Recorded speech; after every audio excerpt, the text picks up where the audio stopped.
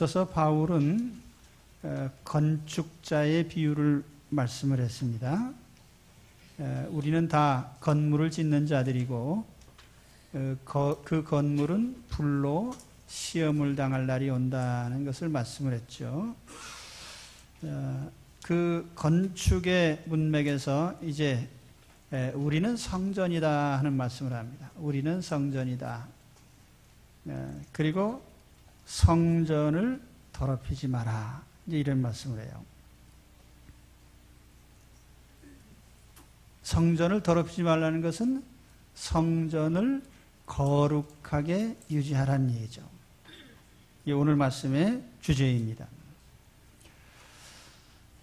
성전 하면은 우리가 구약 성전을 떠올릴 수가 있어요.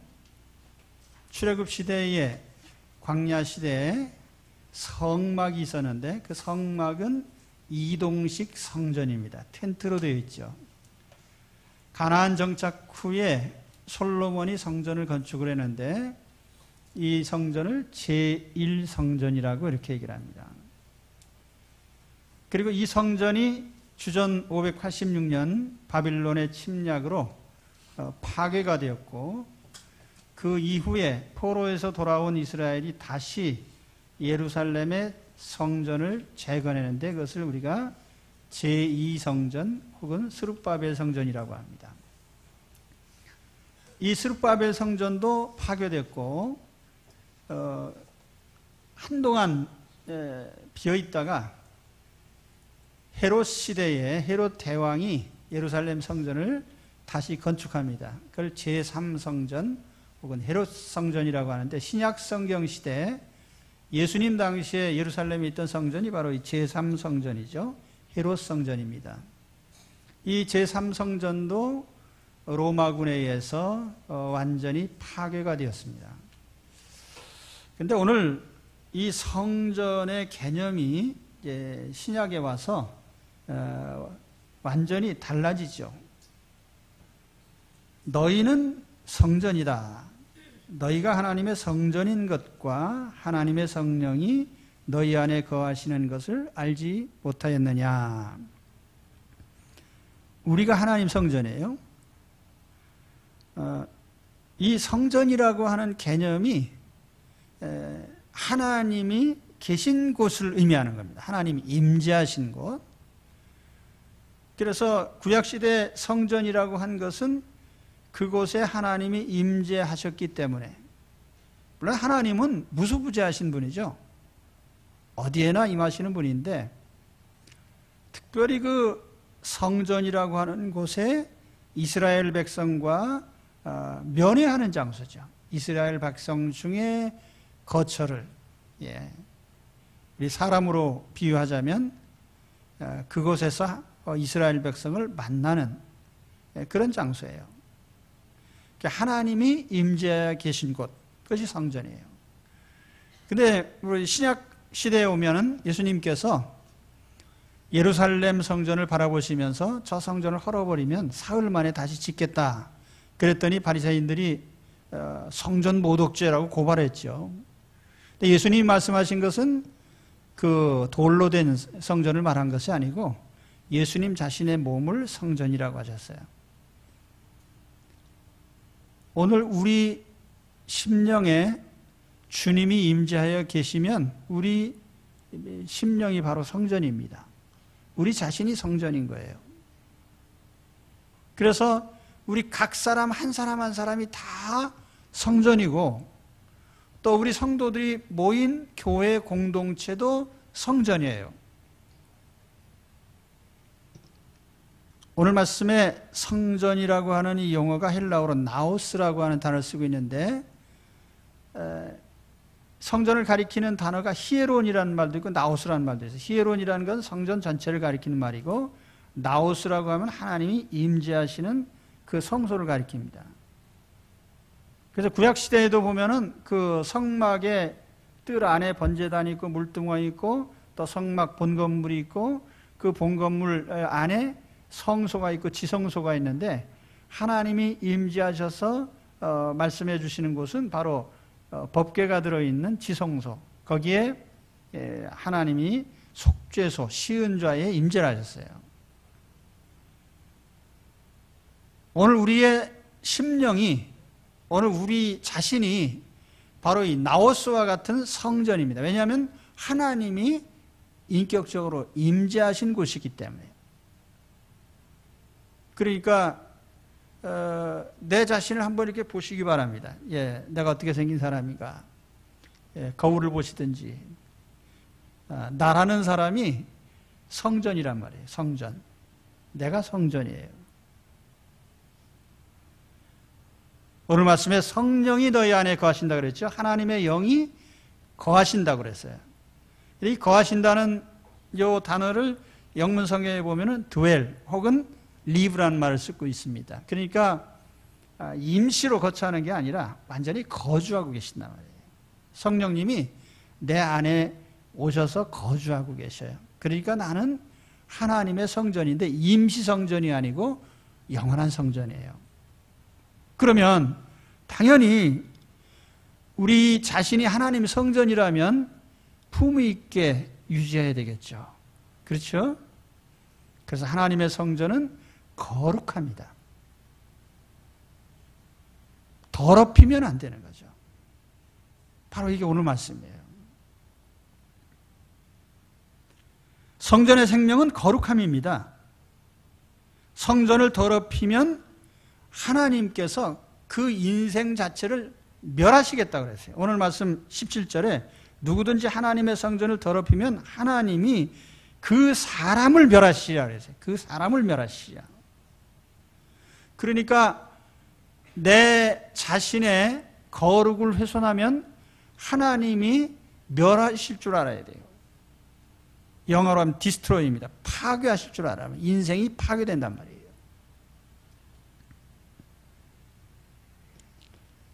구약시대에 성전을 더럽히는 가장 큰 죄는 우상숭배였습니다.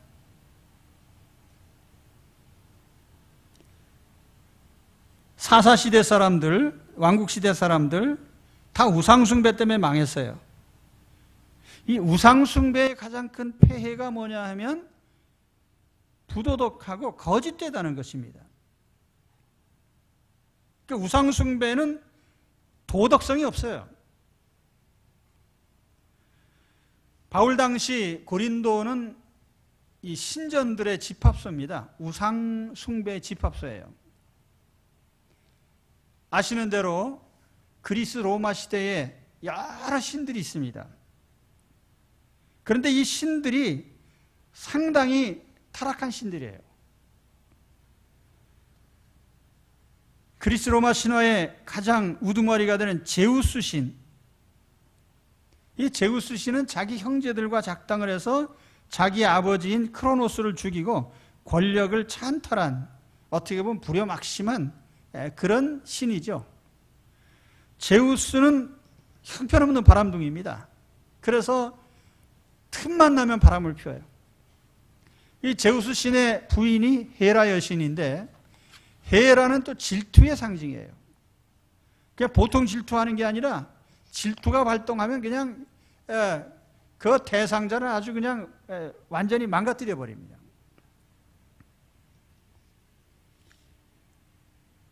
미의 여신인 아프로디테, 그 신상을 보면 굉장히 멋진 여인의 모습으로 드러나 있지만 사실 아프로디테는 부도덕한 여인이에요.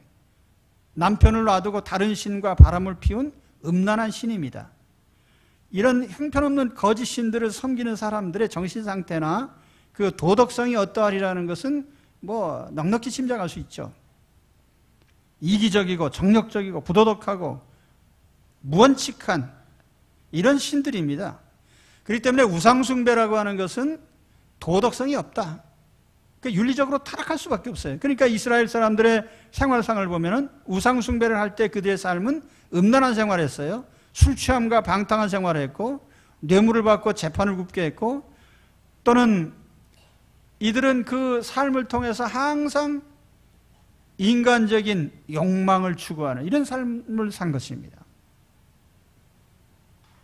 자, 그러면 오늘 사도 바울은 고린도 교인들에게 너희는 성전이니까 성전을 더럽히지 마라. 여긴 두 가지 적용의 대상인데, 하나는 교회 공동체죠. 하나는 성도 한 사람 한 사람이에요. 자, 교회 공동체도 큰 성전입니다. 교회 공동체를 더럽히는 것은 그 성전 파괴 행위입니다. 구약시대에 우상숭배가 가장 큰 성전 파괴의 죄였다고 하면은, 오늘 신약적인 교회 공동체를 파괴하는 우상적인 또 가장 큰 폐악은 무엇입니까? 예를 들면 이단 사상,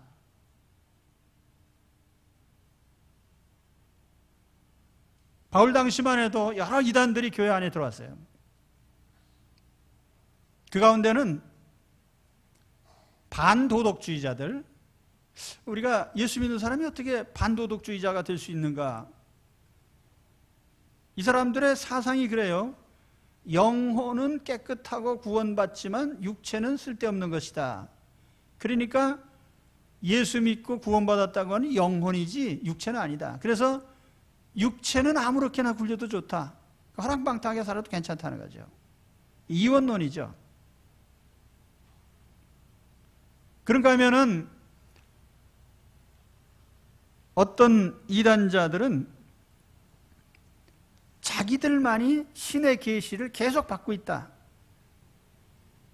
그래서 자기들이 영적으로 가장 우월한 자들이라고 주장하는 이런 영지주의자들이 있었어요.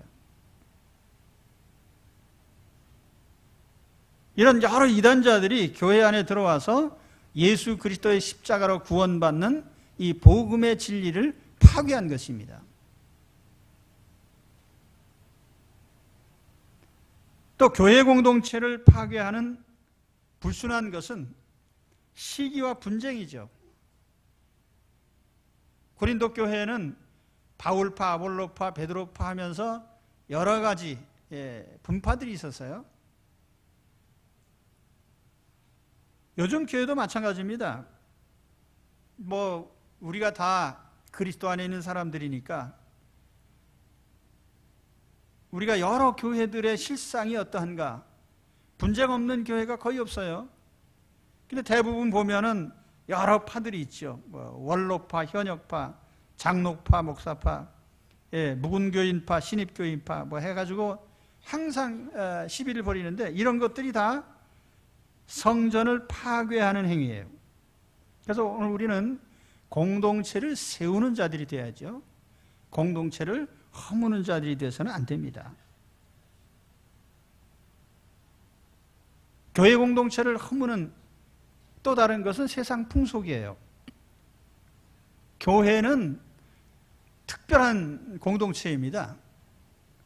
교회는 예배 공동체예요. 예배가 첫째예요. 그러니까 하나님이 첫째입니다. 이 가장 중요한 원리를 조금만 바꿔놔도 교회가 이상해지는 거예요. 예를 들어서 교회는 사람들을 위한 자선사업도 합니다. 그러나 자선사업이 하나님을 경배하는 것보다 우선이 되지는 못합니다. 우리가 제1계명과 제2계명, 예수님이 모든 계명을 둘로 나누셨어요. 첫째는 이것이니 마음을 다하고 성품을 다하고 뜻을 다해 네 하나님을 사랑하라는 것이 첫째 되는 계명이다. 둘째는 이웃을 내 몸과 같이 사랑하라고 한 것이다. 순서가 있죠. 하나님을 사랑하는 것이 교회 공동체의 제일의 목표입니다. 교회는 하나님 말씀을 통치 원리로 삼고 있어요. 그러니까 세상의 어떤 공동체의 규칙을 교회에 적용하면 안 됩니다. 예를 들면 세상 사람들이 제일 좋아하는 게 민주주의, 또 그중에서 다수결입니다. 근데 여러분 성경을 읽어보시면 아시지만은 만일 모세 시대에 광야를 통과하던 이스라엘이 다수결로 결정했더라면 어떻게 될 뻔했나?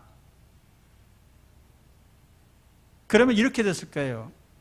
60만 3,550명 중에 2명 찬성, 나머지 반대로 이집트로 돌아갔을 거예요. 그래서 성경은 하나님 신본주의, 하나님 주권이 통치하는 것입니다. 근데 이런 원리를 우리가 교회 공동체에 적용하게 되면 교회가 잘못하면 배가 산으로 갈 수 있죠.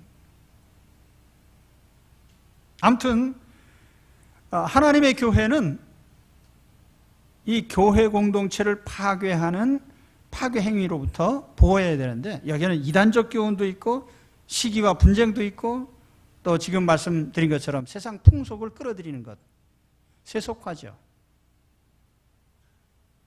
이런 것들로부터 하나님의 교회를 우리가 지켜야 됩니다.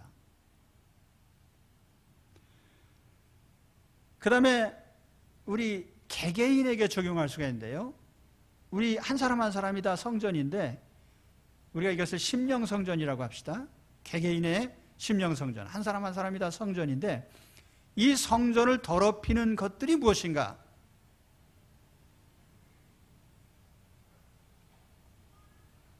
구체적으로 전 두 가지를 말씀드리려고 합니다. 첫 번째는 영혼의 불순물. 우리 영혼을 더럽히는 심령성전의 불순물이 있습니다. 그 영혼의 불순물 첫째는 의심이죠.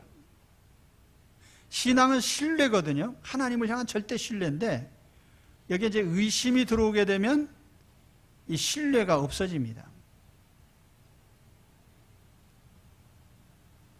의심은 마귀의 선물이에요. 사람과 사람 사이에도 의심이 들어오면 관계가 깨집니다. 가령 남편이 아내를 의심하고 아내가 남편을 의심하면 그 다음에 어디로 갑니까? 흥신소로 가죠. 내 남편을 조사해 주시오. 그 다음 단계는 뭐 보지 않아도 다 알죠. 하나님과 성도 사이에 만일 우리가 하나님을 신뢰하지 못하고 의심하게 되면 신앙은 사라집니다. 이런 사람들은 하나님을 믿는다고 하면서도 점쟁이 집을 찾아가는 거예요. 요즘은 어떤지 모르지만 예전에 보면은 점치는 권사님들이 많았어요. 점쟁이 집에 찾아가는 권사님. 저에게 와서 물어보시면 저는 확실하게 50%의 확률로 말씀드릴 수 있습니다. 되든지 안 되든지요. 둘 중에 하나예요. 그래서 점쟁이는 딱 기다 아니다고 딱 얘기해 주니까 그걸 듣고 싶어서요.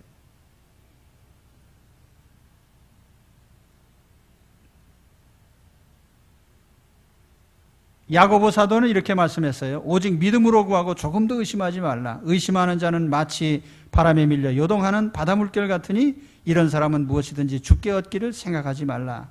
두 마음을 품어 모든 일에 정함이 없는 자로다. 이 의심이라고 하는 영혼의 불순물을 우리가 제거해야 됩니다.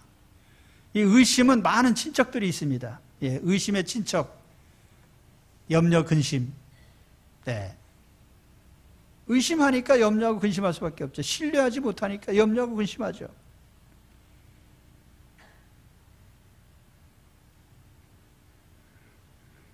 내 영혼을 이런 불순물로부터 지켜내시기 바랍니다. 혹시라도 내 마음속에 의심의 불순물, 의심의 친척이 되는 염려, 근심 이런 것들이 파도같이 밀려올 때 이거는 마귀의 선물이구나. 내 영혼을 파괴하는 불순물이구나. 단호하게 물리치시기 바랍니다. 영혼의 불순물 가운데 원망과 불평 같은 것도 있어요. 원망, 불평. 광야 시절에 이스라엘은 원망하다 망했습니다. 그래서 여러분이 민수기, 출애굽기 읽어보시면은 이스라엘 사람들이 제일 특징적으로 한 말이 뭐냐면 어찌하여입니다. 어찌하여 우리를 이런 곳에 끌어들여서 어찌하여 고생하게 하시고 어찌하여 굶주리게 하시고 어찌하여 물도 안 주시고 하면서 조금만 그 인생 행로가 어려우면 어찌하여 하면서 원망하는 거예요. 그러니까 하나님께서도 너희는 어찌하여 내게 원망하느냐. 하나님께서도 불쾌하셔가지고요. 원망, 불평은 영혼의 불순물이에요.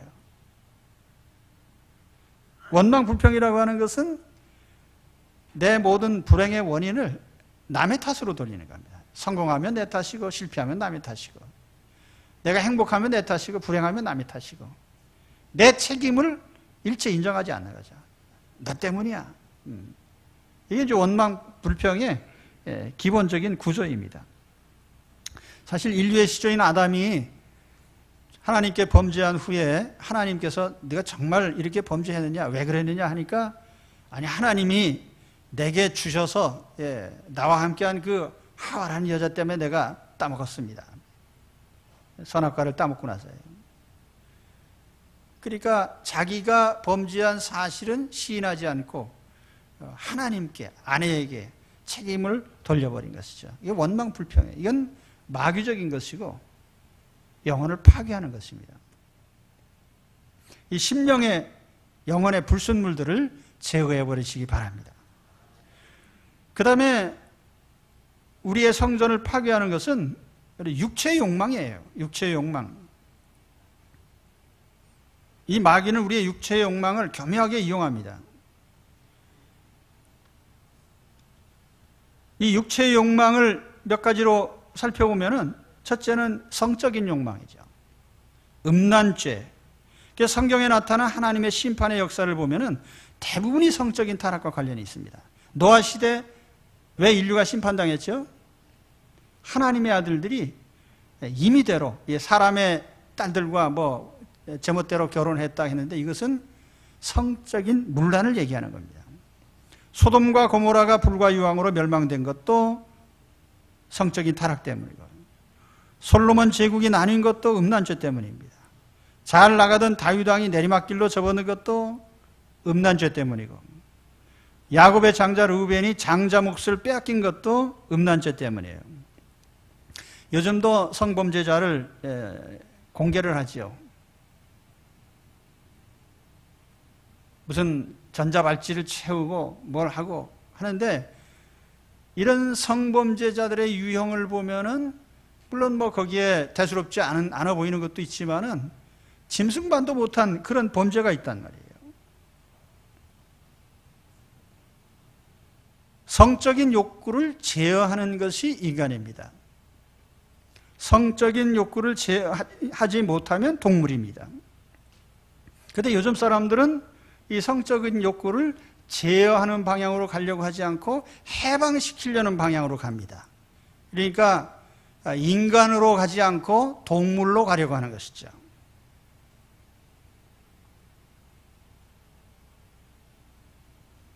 하나님께서는 이런 인간들의 이런 성적으로 타락한 모습을 하나님께서도 아주 원색적으로 책망하셨어요. 제가 성경에 몇 구절 인용해 드리면 이런 것들이 있습니다. 예레미야 2장 24절에 보면, 너는 광야에 익숙한 들 암나귀가 그 성욕이 동함으로 헐떡거림 같았도다. 그 성욕의 때에 누가 그것을 막으리요? 이 음란을 쫓아다니는 그 남자들의 모습이, 혹은 그 여자들의 모습이 당나귀 같다는 거예요. 그게 사람의 모습이 아니더라.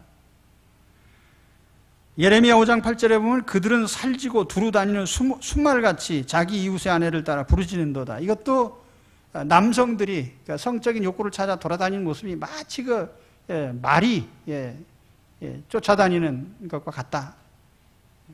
애니멀이죠, 애니멀. 동물. 사도 바울 당시 고린도는 신전 매춘의 소굴이었어요. 제가 고린도에 가서 이 고린도 지역을 이렇게 보다 보면 거기에서 높이 삐죽 솟아있는 산이 하나 있습니다. 그 꼭대기에 성이 둘러싸여 거기에 옛날에 아프로디테 신전이 아주 창대하게 있었어요. 한참 번창할 때에는 그곳에 1000명 가까운 매춘부들이 있었습니다. 왜 신전에 매춘부가 있느냐? 그 여자들이 대개는 신의 계시를 받는 신탁자들, 신의 계시를 받아서 전하는 역할을 하는 자들인데, 그러니까 그리스의 점잖은 철학자들이 그 신전 매춘을 하면서 신탁을 받은 사람들과 하나가 되는 것을 마치 신에 가까워지는 것으로 생각한 거예요.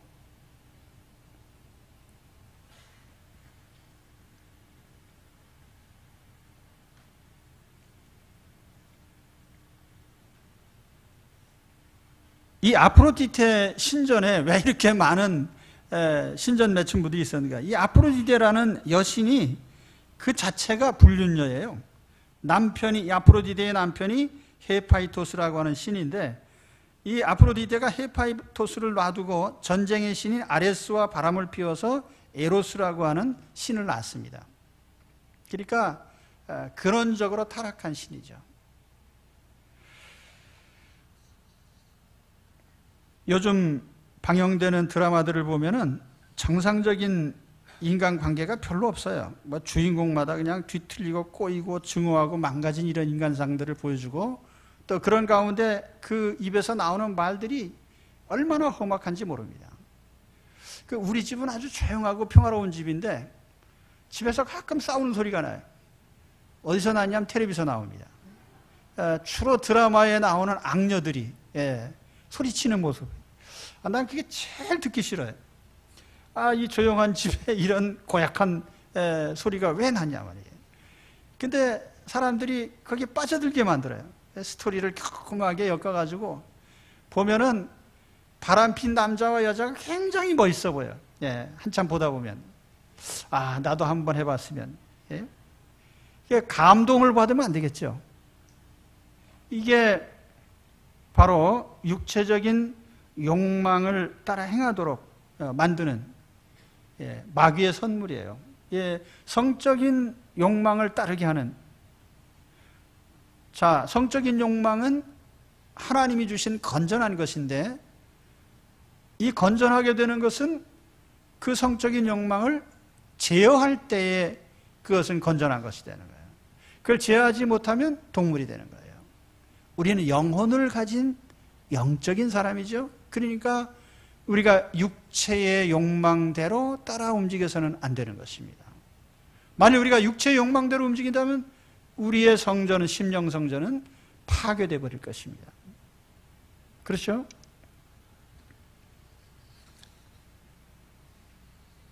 육체적 욕망의 두 번째는 물질에 대한 탐욕이에요. 물질에 대한 탐욕. 현대인들은 거의 전부가 돈에 의해서 세뇌를 당한 상태에 있다, 이렇게 말해도 과언이 아닙니다. 돈에 대한 소유욕과 현시욕, 모든 사람을 지배합니다. 그래서 우리가 돈 문제에 걸리면은 거기에는 뭐 많이 배운 사람 못 배운 사람 차이가 없어요. 부자든 가난한 자든 남자든 여자든 직업과 신분과 나이와 지위, 고하를 막론하고 모두가 돈에 대해서 민감하고 이 돈의 지배를 당합니다. 그래서 구약시대에 하나님께서 이런 말씀을 하셨어요. 미가서 3장 11절에 보면 그 두령은 뇌물을 위하여 재판하며 그 제사장은 삭슬 위하여 교훈하며 그 선지자는 돈을 위하여 점치면서 오히려 여호와를 의뢰하여 이르기를 여호와께서 우리 중에 계시지 아니하냐, 재앙이 우리에게 임하지 아니하리라 하는도다. 여기에 두령, 백성의 통치자죠. 관원들, 제사장, 선지자, 이런 이스라엘 백성의 지도층에 있는 사람들이 전부 돈에 의해서 움직여지더라. 예언도 돈으로. 그러다 보니까 세상 말로 하면 망할 놈한테 흥한다고 예언을 하는 거예요. 그러면 어떻게 되겠어요? 그게 가짜죠. 그렇잖아요? 오늘 우리 시대에 사람들이 다 제가 볼 땐 영적으로 수술해야 될 사람들이 많습니다. 영혼에 치유받아야 될 사람들, 영혼의 이 오염된 것을 털어내야 될 그런 사람들이 무지기수로 많은데, 단지 귀에 당신 잘 될 거요 라는 말만 반복해서 듣는다고 해서 잘 될 것인가? 병 걸린 사람은 병원에 가서 사정없이 잘라내야 됩니다. 암세포가 퍼졌다는 건 사정없이 잘라내야 돼요. 마찬가지로 우리 영혼이 오염됐다 그러면 우리는 이 영혼의 죄를 사정없이 잘라내야 됩니다. 그러니까 예수님 말씀에 보면은 내 오른손이 범죄하거든 손목을 잘라버리라고 했대요. 눈이 범죄하거든 눈을 뽑아버리라고 했거든요. 그런 정도의 결단으로 우리가 이 욕망과의 싸움에서 이겨야 됩니다. 돈을 사랑함이 일만하게 뿌리가 되나니 이것을 사모하는 자들이 미혹을 받아 믿음에서 떠나 많은 근심으로서 자기를 찔렀도다. 예수님 찾아왔던 부자 청년이요, 돈의 힘이 너무나 컸기 때문에 예수님을 믿지 못했어요. 어리석은 부자는 그 돈을 사수하기 위해서 다른 일은 아무것도 못하고 창고 늘리는 일만 하다가 그날 죽었습니다. 세상에는 돈으로 되는 일도 많지만 안 되는 일도 많습니다. 이 사실을 알아야 돼요. 우리 죽고 사는 것이 돈으로 안 됩니다. 사랑하고 미워하는 것 돈으로 안 됩니다. 병들고 아픈 거 돈으로 안 됩니다. 천재지변 사고당하는 것 돈으로 안 됩니다. 기쁨과 슬픔을 돈으로 살 수 없습니다. 평안을 돈으로 얻을 수 없습니다. 사람의 지혜를 돈으로 얻을 수 없습니다. 만족과 위로를 돈으로 얻을 수 없고 하물며 영생을 돈으로 얻을 수 없습니다. 사람들이 돈으로 얻는다고 하는 것은 대개는 외형적인 것들이에요. 육체적인 아름다움, 성형수술을 얻을 수 있지만 마음의 아름다움은 얻을 수가 없죠. 그래서 우리 결혼을 앞둔 남녀 청년들이요, 외모를 보고 하지 마시라는 거예요. 잘못하면 망합니다.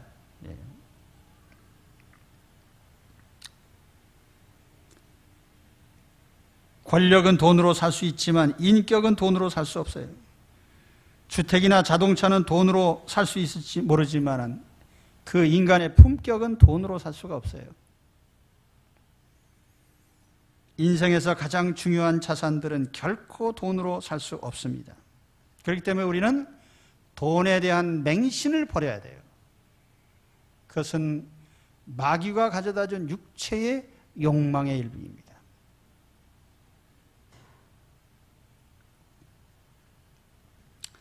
육체적 욕망 한 가지만 더 말씀드리면 술 취함과 향락이죠. 제가 몇십 년 전 자료입니다. 세계보건기구가 발표한 바에 의하면 우리나라의 술 소비량이 세계 2위고 1인당 15세 이상 1인당 알코올 소비량, 특히 20도 이상의 높은 도수의 술 소비량은 OECD 회원국 가운데 우리나라가 압도적으로 많습니다. 평균치의 5배가 넘어요.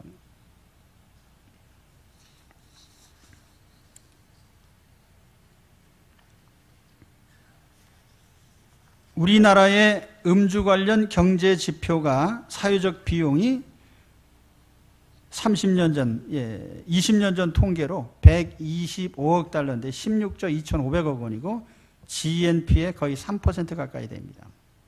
연간 국방비보다 5억 달러가 더 많습니다.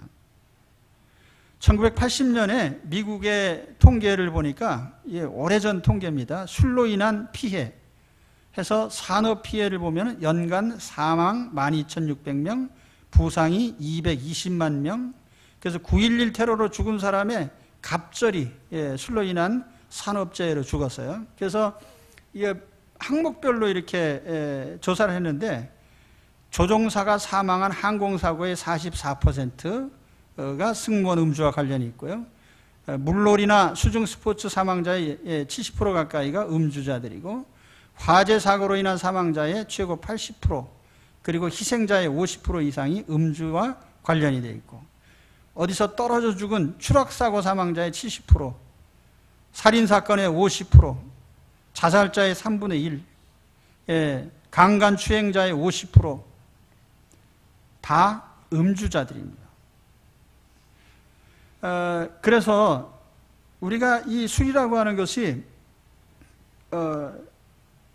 그 성경 말씀에도 보면은 취하지 말라고 했죠, 어디 먹지 말라고 했냐? 저도 동의합니다. 취하는 것과 취하지 않는 것의 경계선이 아주 모호해요. 그래서 저는 안 먹습니다. 이 육체의 욕망이 대개 보면은 무언가 안 좋은 것을 망각하려고 하는 그런 성향이 있거든요. 그래서 잊어먹기 위해서요. 그 어린 왕자라는 책에 보면 그런 짧은 이야기 있잖아요. 어떤 행성에 갔더니 거긴 주정뱅이가 있는데, 왜 당신 하루 종일 술만 마십니까? 그랬더니 나는 잊기 위해서 마신다. 부끄러워서 마신다는 거예요. 부끄러워서. 부끄러움을 잊으려고. 뭐가 부끄러우냐 하겠더니 술 마시는 것이 부끄러워요. 그럼 뭐가 어떻게 된 거예요, 그게? 그러니까 우리가 이 술에 기대는 그런 영적 상태가 건전한 게 아니죠. 그래서 우리가 이걸 통제를 해야 됩니다. 자, 성전을 더럽히는 여러 가지 불순물에 대해서 말씀드렸어요. 교회 공동체를 파괴하는 불순물이에요. 거기에는 이단적 사상도 있고 우상 숭배, 그리고 시기와 다툼, 또 우리 개인의 심령 성전에 우리 영혼을 파괴하는 것들이 우리 속에 들어와 있습니다. 우리가 이걸 다 쫓아내야 돼요. 우리 심령의 의심, 염려, 근심, 원망과 불평, 그리고 오늘 육체의 욕망들, 성적인 욕망, 돈에 대한 욕망, 술 취함과 쾌락에 대한 욕망, 이걸 우리가 적절하게 통제를 해야 되는 것입니다. 자, 오늘 내 자신을 한번 살펴보세요. 나는 성전이에요. 내 자신이 성전입니다. 그런데 내 성전 속에 있어야 될 것이 있고 없어야 될 건 없어야 됩니다. 그래야 거룩한 성전이거든요. 구약 성전에 보면은 성전 뜰에 번제단이 있고 물두멍이 있고, 성소로 들어가면 거기에 진설병상이 있고 황금등대가 있고 분향단이 있고, 지성소로 들어가면 법궤가 놓여 있어요. 이 하나하나가 다 소중한 물건들입니다. 성전 안에 놓여 있는. 그런데 구약 성전 안에 놓여 있는 이 번제단이나 물두멍이나 이게 다 뭘 상징하느냐 하면 예수 그리스도를 상징하는 것들이에요. 번제단은 십자가에서 희생하신 예수 그리스도의 십자가를 나타내는 것입니다. 물두멍은 우리의 모든 죄를 수시로 씻어주시는 십자가의 보혈을 나타내는 거예요. 그런가 하면 성소에 들어가서 진설병상이에요. 생명의 떡이신 예수 그리스도, 황금등대는 세상의 빛이신 예수 그리스도, 그리고 분향단은 우리를 위하여 간구하시는, 하나님 우편에서 간구하시는 주님의 중보, 기도를 나타냅니다. 이 모든 성소의 중요한 물건들은 다 예수님의 인격을 나타내는 것들이에요. 그러면 오늘 우리의 심령 성전 속에 뭐가 있어야 되겠어요? 예수님이 계셔야 됩니다. 그러면 예수님이 계셔야 되는 이 성전에 불순물이 들어있으면 안 되는 거예요. 그래서 오늘 여러분, 우리가 건강을 위해서 뭐 합니까? 열심히 운동도 하고 다 합니다만은, 우리가 진짜 건강한 인생, 또 축복된 인생, 행복한 인생, 하나님이 주신 복을 누리는 인생이 되려고 하면 영혼이 건강해야 돼요. 그러니까 오늘 여러분, 영혼의 치유를 받으세요. 영혼을 뜯어 고치셔야 돼요. 육체만 건강하게 유지한다고 해서 행복한 인생이 되는 게 아니에요. 우리 영혼이 더럽혀진 데서부터 하나하나 점점 이 불순물을 쫓아내야 되는 거예요. 오늘 여러분, 내 인생을 전체 통째로 살리시려고 하면 영혼을 깨끗하게 청소하십시오. 그래서 지금 나를 보세요. 내 영혼을 더럽히는 의심과 염려, 근심, 원망, 불평이 내 안에 있습니까? 없습니까? 없는 분 손 들어보시기 바랍니다. 아무도 없네요. 네, 쫓아내셔야 돼요. 육체의 욕망, 성적인 욕망, 돈에 매달리는 거, 내 자신 한번 보시라고요. 쫓아내야 됩니다. 그래서 영혼을 깨끗하게 하시면 내 인생이 전체가 통째로 건강하고 형통한 인생이 됩니다. 왜냐하면 오늘 하나님 말씀이 뭐라고 하셨어요? 너희 성전이 더럽혀지면 내가 멸망시켜버리겠다 그랬거든요.